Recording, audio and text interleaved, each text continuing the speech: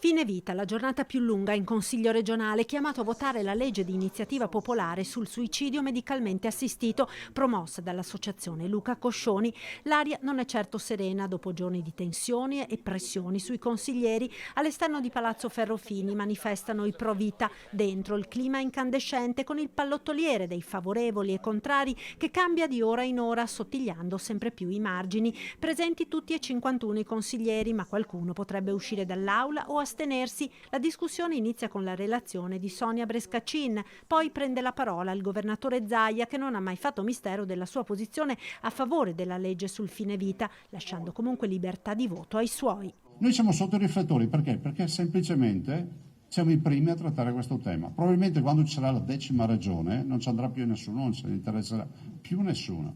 Però ripeto e chiudo, a prescindere da come tu la pensi, è immorale che un paese gestisca un tema così profondo e importante con una sentenza della Corte Costituzionale. Compatte le opposizioni con una sola consigliera del PD per il no. Il Partito Democratico è sicuramente presente in questa battaglia dalla parte giusta, credo.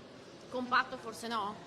Non siamo tutti e sei d'accordo perché ovviamente è un tema che investe anche le sensibilità personali. Siamo un partito plurale che rispetta le differenze ma che in maniera chiara e senza ambiguità sa dire da che parte sta. È giusto che sia la persona a scegliere per se stessa e non qualcun altro. Oggi stiamo votando una cosa importante, credo non si debba entrare in aula con un posizionamento politico, ideologico, ma in aula con un posizionamento pensando ai nomi e ai cognomi delle persone che hanno firmato questa richiesta di legge di iniziativa popolare. Ma è la maggioranza a spaccarsi, con Fratelli d'Italia e Forza Italia contrari, la Lega divisa sul voto. Non stiamo parlando di qualcuno che decide per altri, ma del singolo per decidere il proprio destino in una situazione di grave sofferenza dove ci sono dei paletti ben chiari. Quindi... La Lega è spaccata però.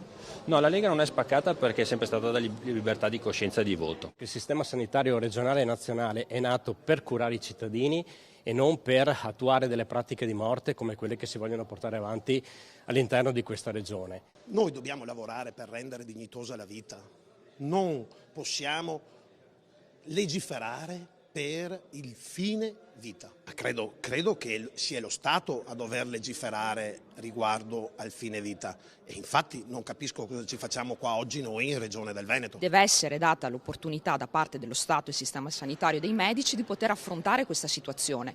Ora, se noi guardiamo lo stato attuale c'è da fare, sicuramente ci deve essere un impegno in questo senso, cioè per sostenere le persone, non per dire alla persona ti do il farmaco, ucciditi.